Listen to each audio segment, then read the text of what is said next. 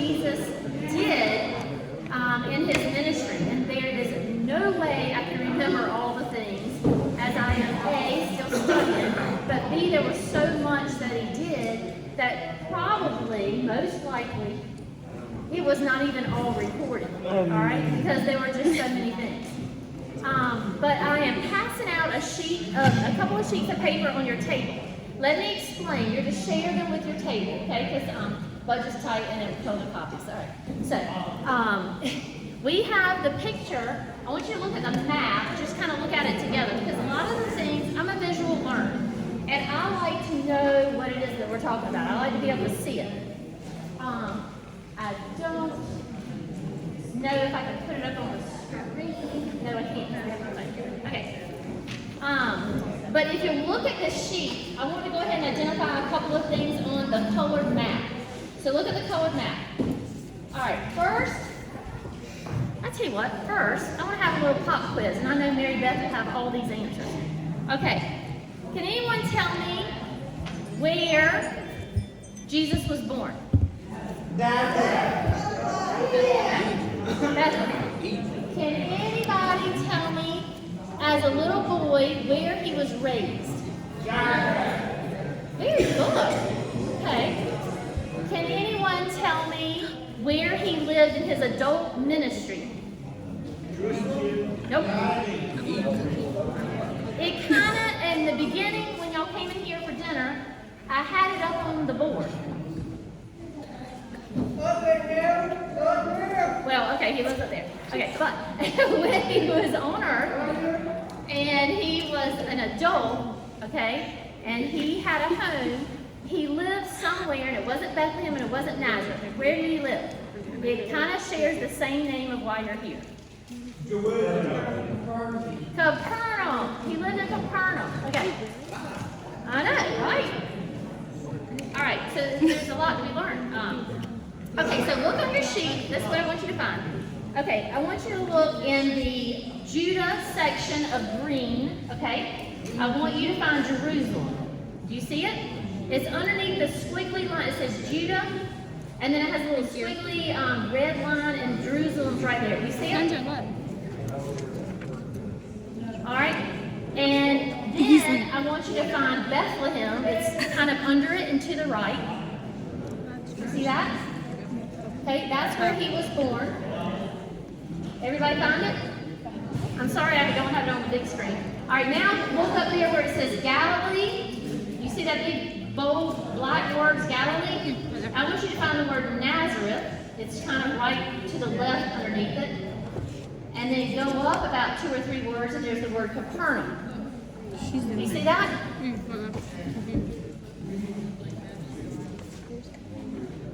I think it's kind of cool. Do y'all see it? Okay. So I'm going to talk about some of these areas, and every time I mention that, I want you to look at it, because there weren't no Ubers back then, were there? All right? There weren't no Flintstone cars, all right? There was no, like, horse and buggy, right? There was no trains, no planes, no automobiles, so it did a lot of walking, right? Okay, and Jesus would walk, y'all, from all the areas I just pointed out all the way down. So first, I told y'all this sermon a while back about Jesus being born. So let's just backtrack just for a second, and let's just talk about it. So look at your map, find Nazareth. Mary and Joseph, all right, they're young love growing up in the town of Nazareth, all right? Then all of a sudden, Caesar Augustus decides that instead of sending out the census, remember some of us adults will get a census in the mail and it's time to count everybody in your household? Well, Caesar Augustus decided that he needed a count of everybody. And in order to count everybody, he needed you to go back to your grandma's house, where she's from, all right? Wherever your great-grandma was from, you needed to go back home so he could count the heads. So this meant that they had to go all the way back to Bethlehem, because that's where David was from, right, to be counted. So they leave their house, and she's 9 months pregnant, okay, right up at the 40 weeks time slot, and they got to walk. Now find it on the map. From Nazareth to Bethlehem, they have to walk. That is a little less than 90 miles. That's like me walking to Raleigh right now. All right, and she's 9 months, and all they have is Birkenstocks on and some robe clothing, and they're carrying all their stuff. All right. So I'm sure along the way, every 3 days, she was like, Joe, we got to take a break. I got to sit down. You know, all the hotels are booked. There ain't no hotels, you know. TripAdvisor, they're sold out of everything, right? And so they get on to Bethlehem, and remember the story I told y'all? And she said, uh-oh, Joe, my water broke. We got to go, all right? Hospital's booked up, the maternity ward, they're full. We can't go nowhere. So they find a shed, and they scoop the little animals out, and they take the trough and lay the baby there, and there the baby was born, right? So it was born in Bethlehem. But it also was what was spoken in the Old Testament, that this is how everything would happen. This is how you would know that the Messiah was born, because he would fulfill all the things that I've said in the Old Testament before Jesus was born. You with me so far? All right, another pop quiz. Hold on, we're going to pause that story for 1 second. What does BC stand for? Before? Oh yeah, and beyond the firmament. You got me on that one. Okay, it is before Christ. All right, what does AD mean when they talk about the time? Well, that's what everybody thinks, right? Guess what? It can't be after death. He hadn't been born. So how can you call it after death? That's a misinterpretation all these years. Have you ever thought about it? We say after death, he hadn't even died. He was just born. It's not after death. AD stands for a no. Okay, I'm gonna jack up the pronunciation. You can Google it. But it's Anona Denami. It means the year of the Lord. It means the year that the Lord was born. All right, not after death. He hasn't died because he was just born, right? But the Romans had come up with their calendar. And remember, the numbers were deceiving. Instead of it being 2021, 2022, 2023, the year, back then the numbers were going backwards, right? And so when AD ended, it was year 1, because they had gone down a number to to BC. Sorry, I'm going to confuse you now. So BC, before Christ, was going down a number, it got to 1, and then AD would start, because it was the year that the Lord would start. There was no zero year. It went from 1 BC to 1 AD, okay? Then they figured out when they came up with the Christian calendar, they mistyped when they thought Jesus was born. Well, guess what? It's too late. We done sent it to publishing, Barnes & Noble's done got it on the shelf for sale, Amazon's selling out of the calendar. It's already sold, and it's too late. They figured out they had said Jesus was born on the wrong time. So Jesus really wasn't born until about anywhere from 2 to 4 AD. Does that make sense? So you would have thought Jesus was born on year 1, because that's why they named it the year of the Lord, but they had messed up on the calendar. Too late, Amazon sold out, #1 selling thing to sell out of, and so it's messed up. That's why Jesus' birth year does not rhyme with the right number of the year. All right, y'all really confused now? Okay. All right, you with me? That's an interesting fact. Okay, so let's go back. So Mary then had the baby, and they have to report in to be head counted. All right, and now it's time. They had in the Testament that you, in order to be counted as one of God, you would have to go and be circumcised. All right? So they waited the 3 days. They took them to Jerusalem. Find that on the map. They took them to Jerusalem. It's right near Bethlehem. They had them circumcised. They come back, and then they got to wait 8 more days to go and make a sacrifice, which is back in the day they used to kill a lamb or an animal and present it as their token of, you know, we believe in you, we're a Christian. So they do that, and by now, remember, the star is shining, and then Herod is like, oh my God, the king has been born. I should have said that, oh my God. Okay, oh gracious, thank you. Oh gracious, the star is shining. I've heard that there's a king that's going to be born. Well, King Herod didn't want nobody taking his throne.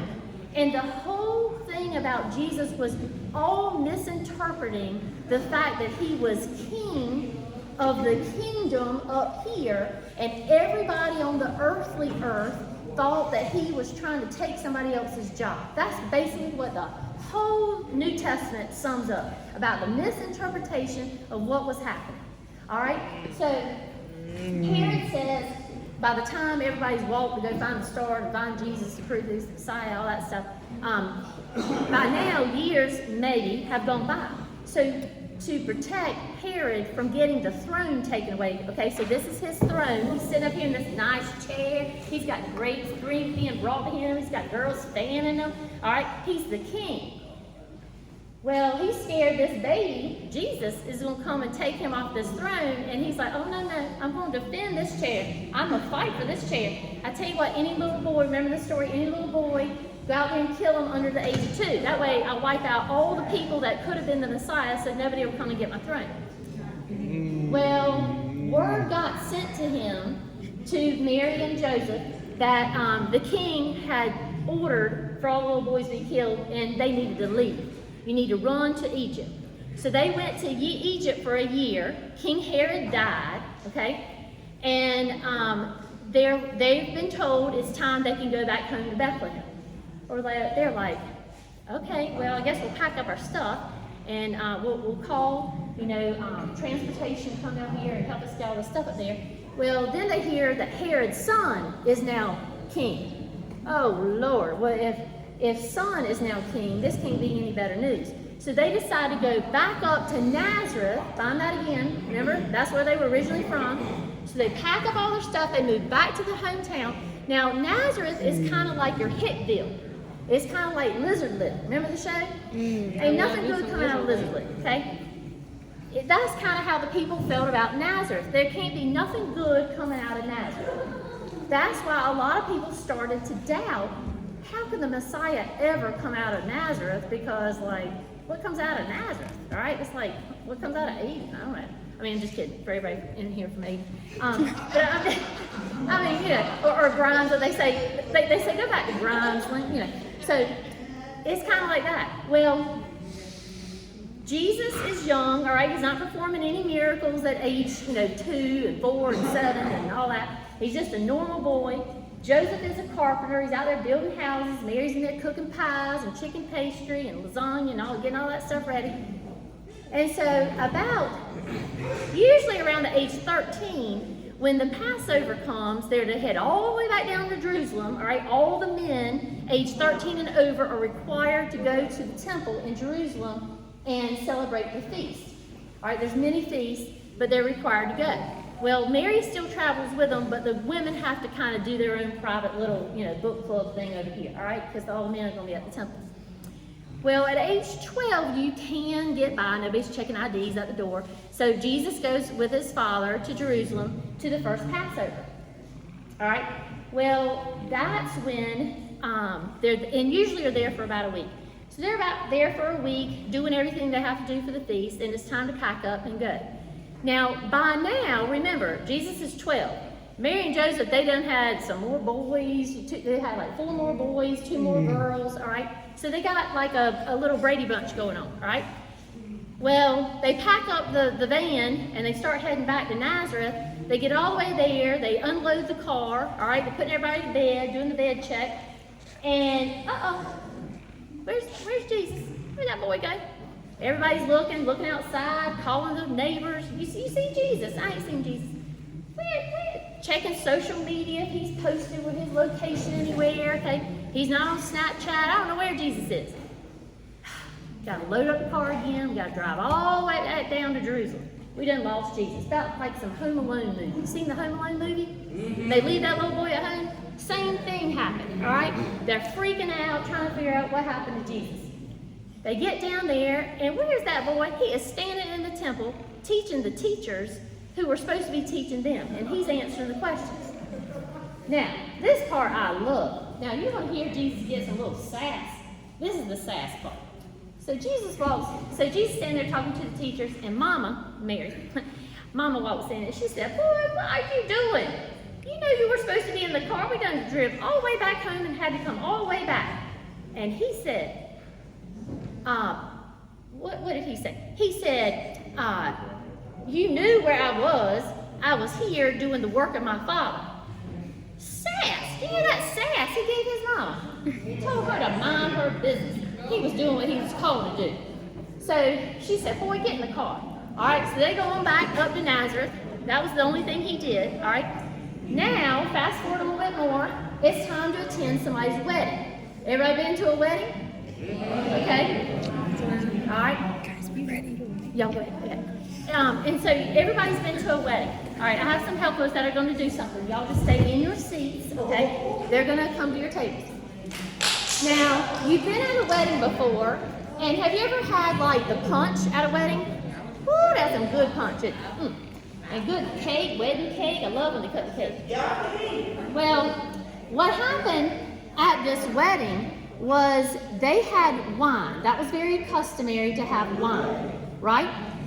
And the wine started running out. Okay, let me just explain. Back in the day, the wine did not run out. Your wedding planner made sure back in the day, okay, in AD, that your wedding planner made sure you had enough food and beverage. So Mama looks at Jesus, another sass moment, and she gets up from the table and she says, Jesus, I need you to do something about this. The bride and groom, their parents, they didn't pay for enough wine and we're out of wine. Are y'all listening? Okay. She says to Jesus, I need you to go take care of the problem. He said, woman, it is not your business and not mine. My hour has not come. You hear the sass? That is the second time that boy's had sass in his mouth. Well, he said, I will do only what the Father calls me to do. He turned around and you know what he did? He did exactly what his mama told him to do. He went and turned the water. He told the servants to fill up the jugs with water. And when they did and they poured the water out, it became wine. Exactly what is happening at your table right now. You see the water in the pitcher, all right? There's no trick. This is water in a pitcher. This is a cup. And they are pouring it in the cups.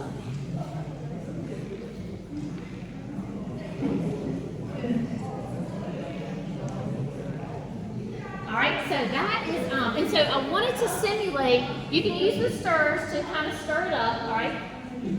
And I'm not trying to do magic tonight. I'm not trying to pretend I'm Jesus. I wanted you to see what it must have been like to be a guest at the wedding when the wine ran out. And what Jesus did. What the guests must have thought when wine was showing up at their table.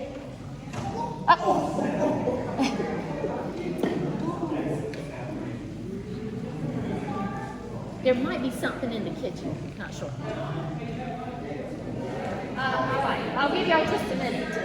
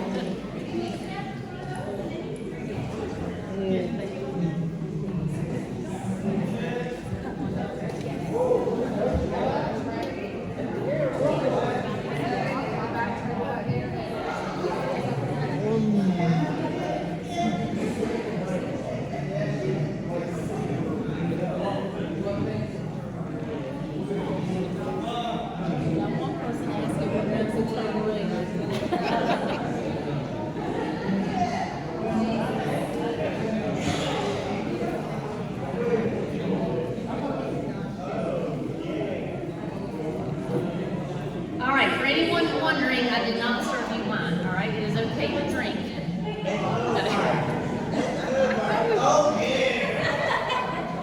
If you feel dizzy, it's because it's hot in here, not because of the wine from water. Okay, so let's get back to our story. All right, so after this wedding, after this incredible miracle that has happened in front of all the guests, not only was it unusual to to ever run out of wine because they have the best wedding planners back in that day. They never ran out of wine. The other thing that was unusual is they never served the good wine last when people were already a little dizzy, right, from the heat. They always served it first, right, because they wanted to impress their guests, and then they pull out the wine coolers later because, you know, they wouldn't know the difference, right? But this time they had saved the best wine for last, so the guests were just amazed. Now you would have thought already from just the story of him being born and the star coming up, and the word is already spreading that there's a king that has been born. All these things, you would think that the guests at this wedding and his mama and his brothers and sisters would have left the wedding going, OMG, we have Jesus at our house. All right, and nobody did that, right? So they went back home to Nazareth and chilled for a little while later, all right? And now Jesus has turned 30. Did y'all know that he was 30 when he started his ministry? How long did Jesus have his ministry before he died? Does anybody know how many years? 40 days. 3 years. He was only in ministry for 3 years, y'all. With COVID, we've already been through 2 of Jesus's 3 years. Can you imagine? I mean, it was that's a short time. A short time to have gone and done all the things he did. And so, after the wedding, he never used his powers or anything else again until he moved out, and he met up with John the Baptist at the Jordan River. Now, find the Jordan River. It is up there near, actually, it's the line running through the, it should be labeled, yeah. It's running under the Galilee word. It runs all the way down to the Dead Sea. All right, so the way you're going to remember where Jesus was baptized is, my last name is Jordan, so I can remember it because I'm like, oh, it's Jordan River, hello. Isn't everything Jordan? Okay, so I'm going to probably always remember he was baptized in the Jordan River. All right, so if that helps you, or find other parallel words to help you remember. But that's where he was baptized. So John the Baptist, now did you know that John was his cousin?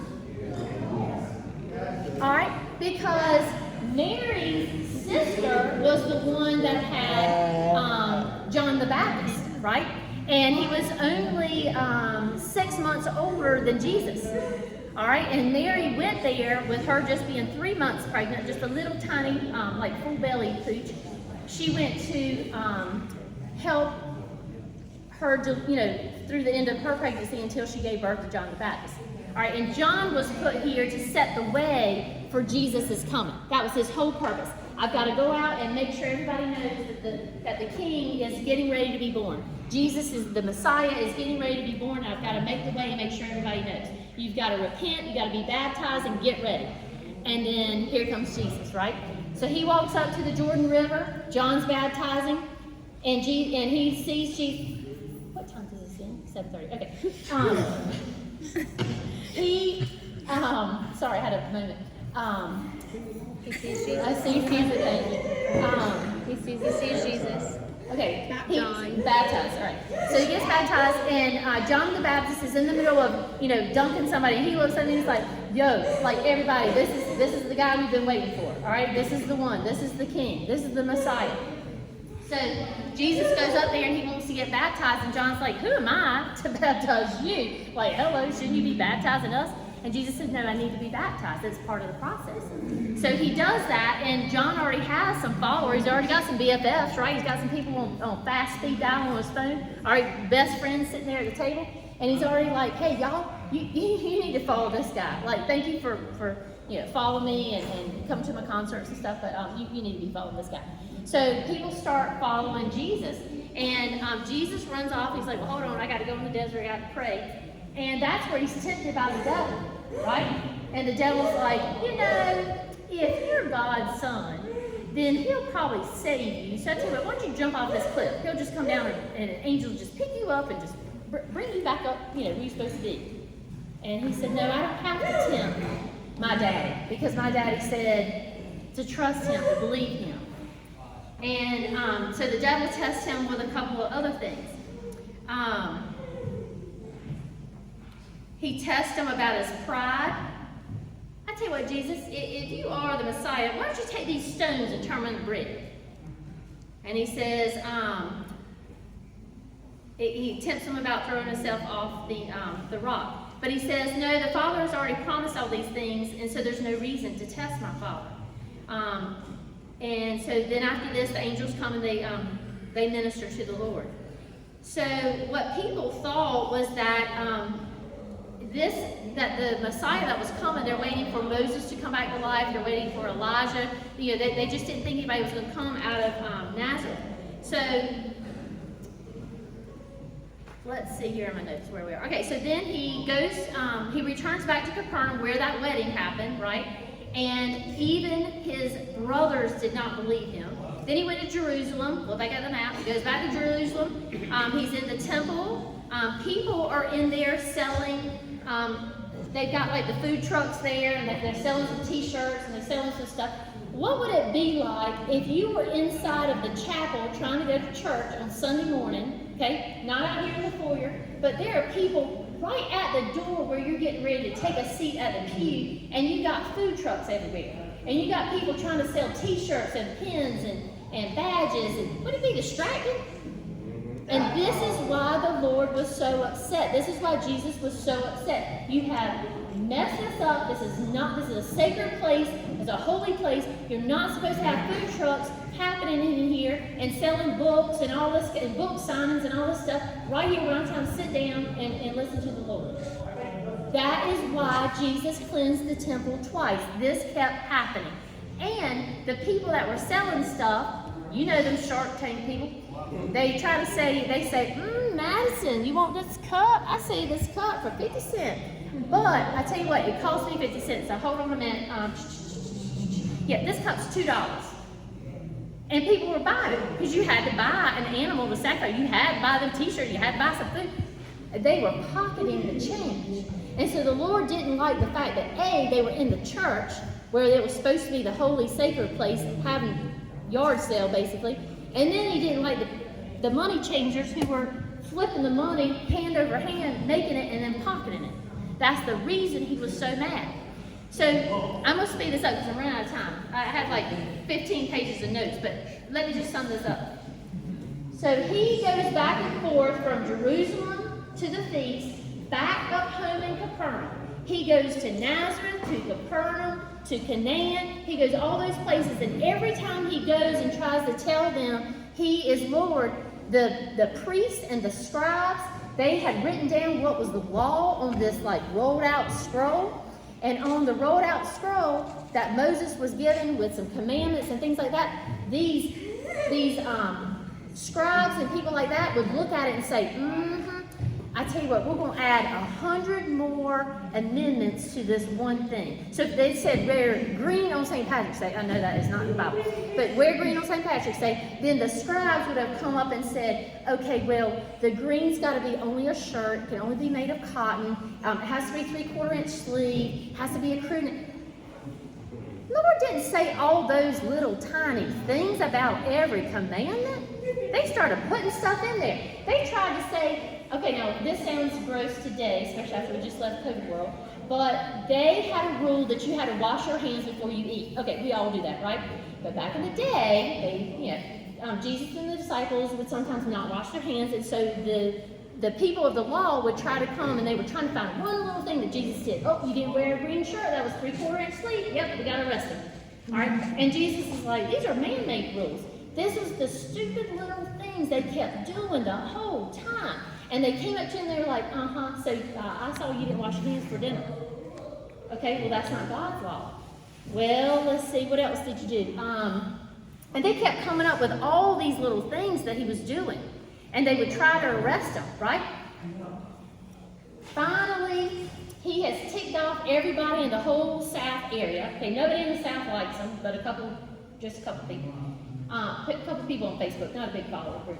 And then everybody in the north had started to like him, and then he started taking those people off. Ticked off the Nazareth people, the people where he grew up from, all right? Everybody's like, you can't be the Messiah. If you're the Messiah, do a miracle. So he would do a miracle. He'd heal a blind man. He'd heal a man that couldn't walk. He would heal people that had diseases all in them, like like leprosy. He would just, people that were paralyzed, people that couldn't talk, whatever it was, he would heal right in front of them, and they'd say, yeah, that's not good enough. You gotta make the sun stop. You gotta send down fire from the sky like in the Old Testament. He's like, y'all gotta stop. I've done all this. I healed a boy, a mama's son that was at home, and I never even saw him. I just said, he's healed. You can go home and check it out. And she went home and he was healed. All these miracles he did that were recorded, and people still, to the dying day he was on the cross, was like, yeah, you're not him. You came from Nazareth. Ain't nothing come out of Aden and Bronson. Right? So, basically, Jesus did a lot of things. I'm sure not, the whole Bible could not record everything. Basically, I'm saying someone had to walk around and write in journal note everything he was doing. You know that not everything made it in there. He was doing miracles right and left, right and left. But I think it's interesting to see the map and to see when he was crucified, he was down in the Jerusalem and Bethlehem, the Bethany area, the Garden of Gethsemane. That's where he went and prayed, where he told his disciples to watch him. He felt that he had been betrayed by Judas at the Last Supper. Judas, remember, sold him out for 30 coins of silver, and then later regretted it, took the money back to get a refund. It was too late. They then sent out the men to capture Jesus and kill him. And there's a story where Peter, disciple Peter, bless him, he got so angry that the men had come to arrest Jesus that he took out a sword, and when he did, he accidentally cut the priest's ear off. It's a whole big mess in there. But Jesus did a lot of stuff in 3 years, and I think to look at the timeline and to look at the map and all the places that he went and all the people that he impressed, and this black and white sheet that you have, this is actually the last week. And so if you look at it at 12 o'clock in the morning, all right,